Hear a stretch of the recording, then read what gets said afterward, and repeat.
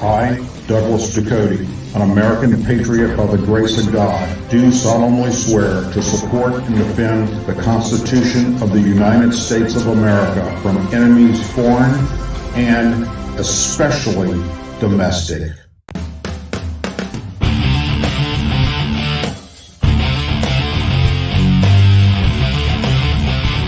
I, Douglas Ducote, an American patriot by the grace of God, do solemnly swear to support and defend the Constitution of the United States of America from enemies foreign and especially domestic.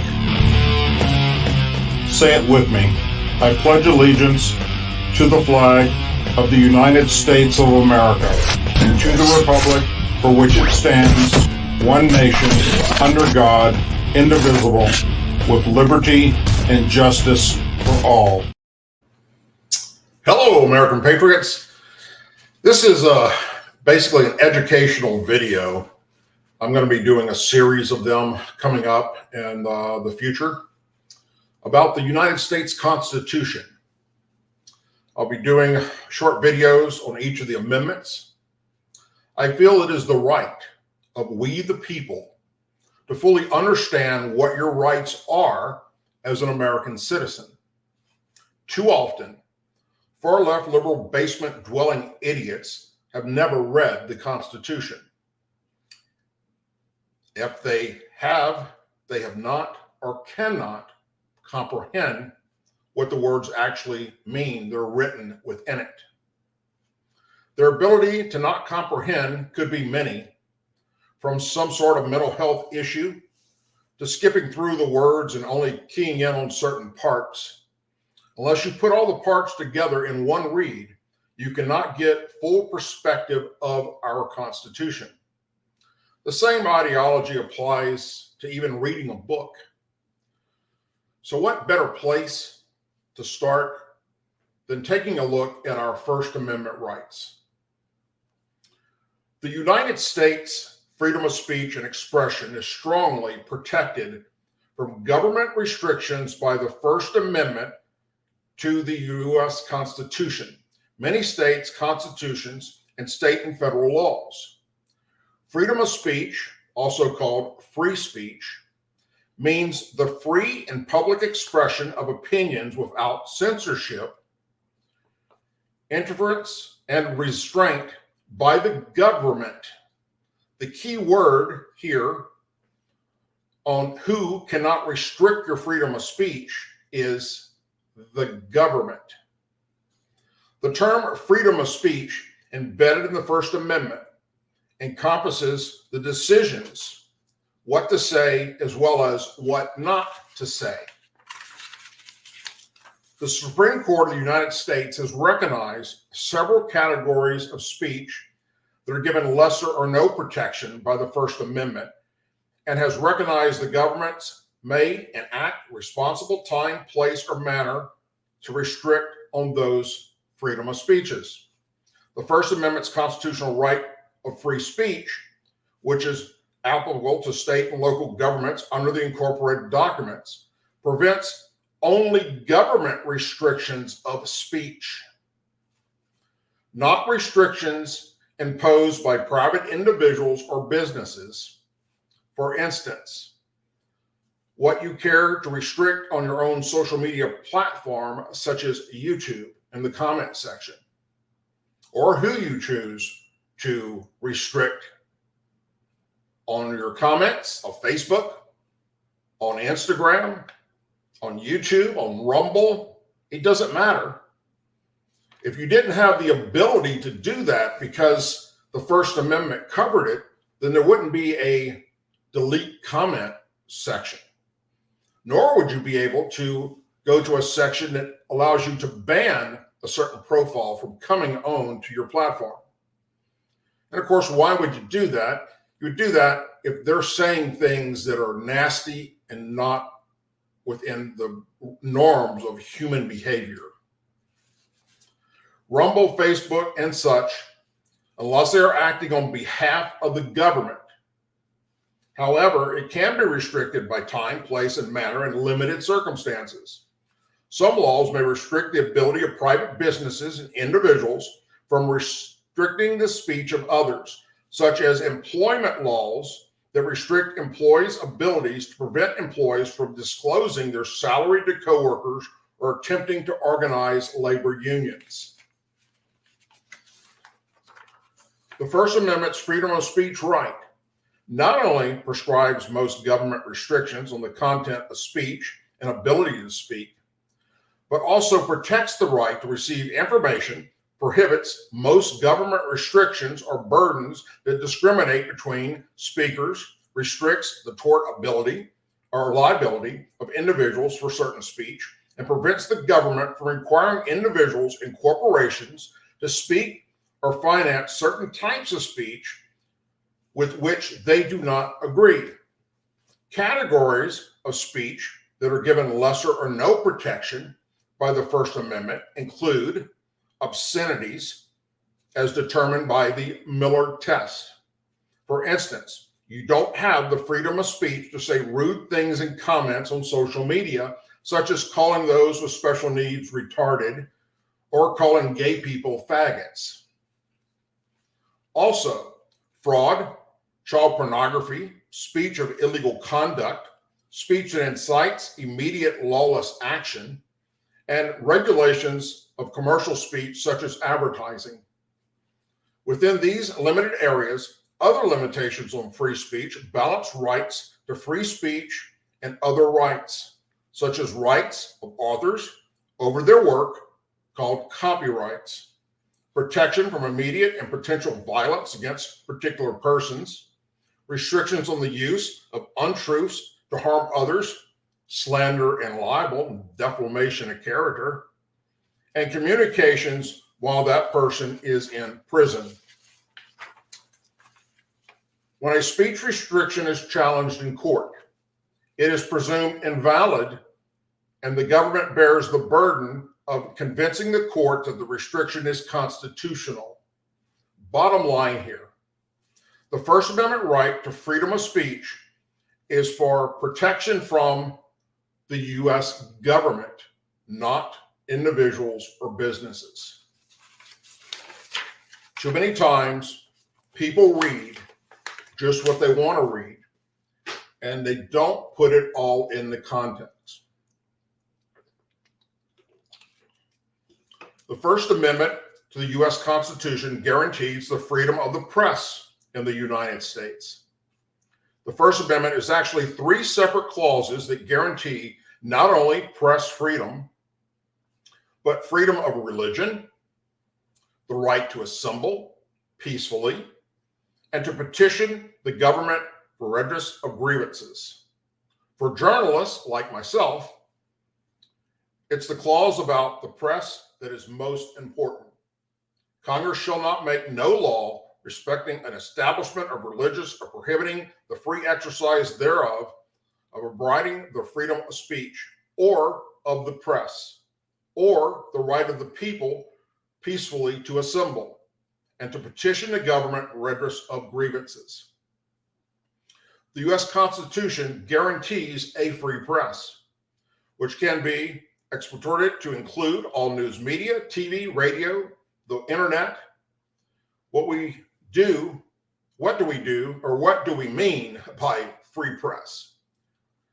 What's right? What right does the First Amendment actually guarantee freedom of speech for the press, or the right to assembly? Primarily, press freedom means the news media are not subject to censorship by the government. In other words, the government does not have the right to try to control or block certain things from being published by the press. A good example of that is fake CNN or fake MSNBC, how they put things out that are biased and their personal opinions are not based on factual news information. Hell, even Fox News is biased towards Democrats and those on the left, which means an attempt by the government to prevent the expression of ideas before they are published. Under the First Amendment, prior restraint is clearly unconstitutional. Here in America, we're privileged to have what is probably the freest press in the world, as guaranteed by the First Amendment to the U.S. Constitution. Most of the rest of the world isn't so lucky.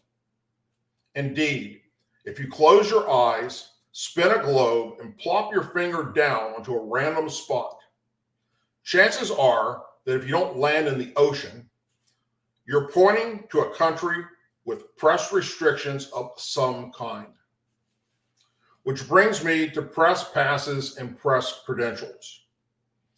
There are several ways to accomplish the goal of being credentialed, one of which I'm a life member of the United States Press Association. You can go through different organizations, you can go through different trade schools, you can get an associate's degree, you can get a master's degree, you can attend journalism schools. I mean, there are so many different avenues and ways to do that, or do none of that. For instance, when I report the news on the Douglas Ducote Show, I don't have to have press credentials, just like you don't. You can say whatever you want on your own YouTube channel. But I choose to have press credentials because I also go out in the public and I go to events and I report on stuff live, and I don't need restrictions. Now, in order to do that, you have to belong to one of these organizations, and there are many out there. Again, I belong to the United States Press Association. There are several different types of press passes. For instance, I have a news media pass, which is particularly for the Douglas Ducote Show. If I'm going to be out in public doing something that's basically covered by my show only, that's the one I'm going to typically have in my pocket or around my neck.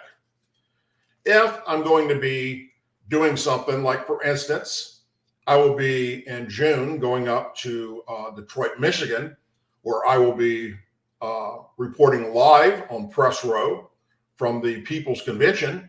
Then I use my U.S. Press Association pass, which enables me to go anywhere the press can within that arena. So, in summing it up, you do not have the right to freedom of speech on social media.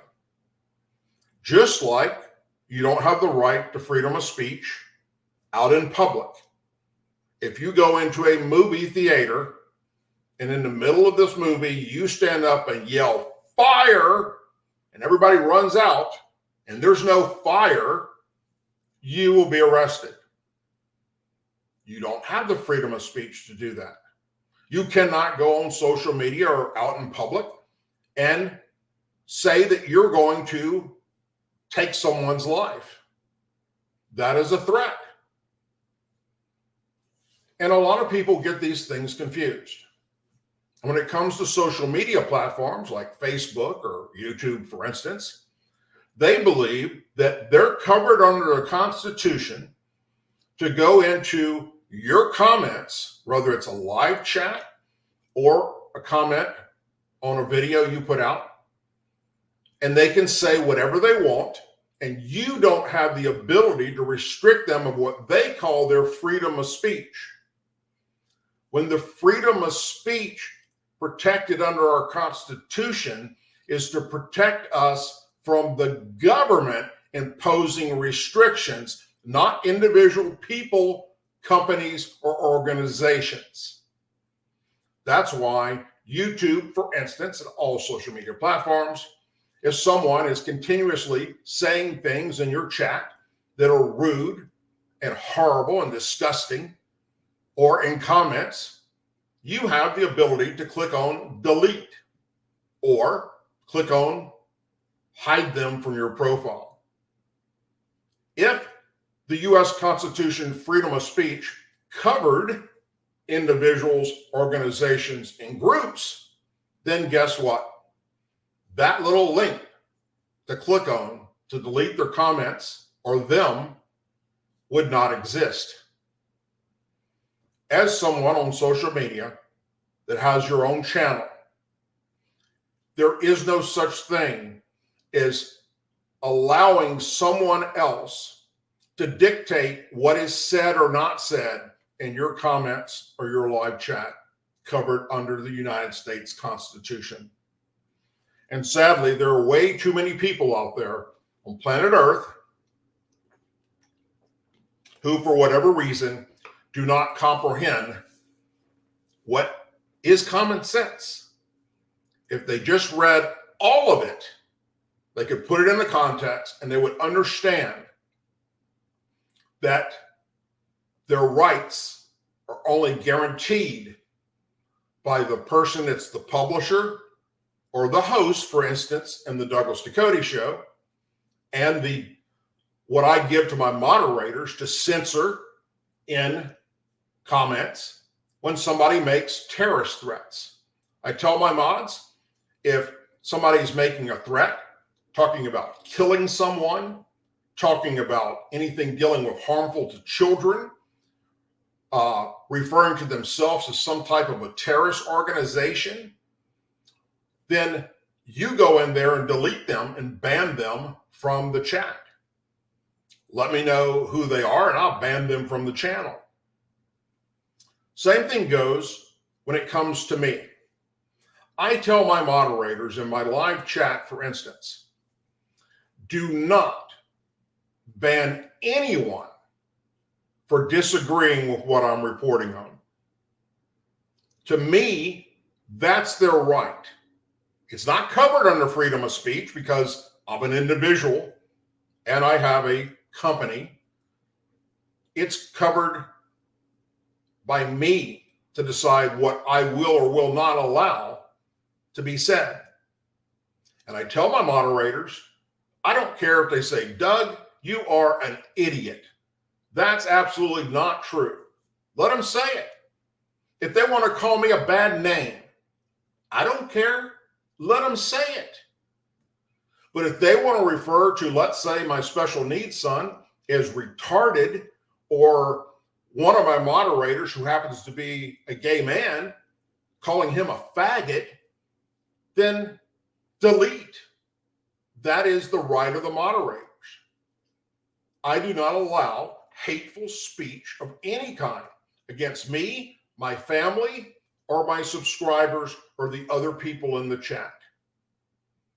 Other than that, I tell my mods, they can say whatever they want to say about me. They can say, you got a bald head and you look like a penis.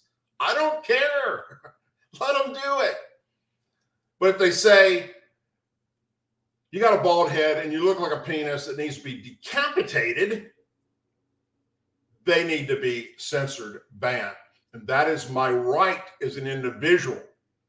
The only people, again, I will say, where the First Amendment rights of free speech are protected under is we're protected from our government, and only limited protection because there are things that you can't say where the government can come in and take action against you. So I hope you enjoyed this little quick video. I will be doing, like I say, many more over the period of time. We're going to be covering all of the U.S. Constitution. We're going to be covering the Second Amendment in depth when we get to that part.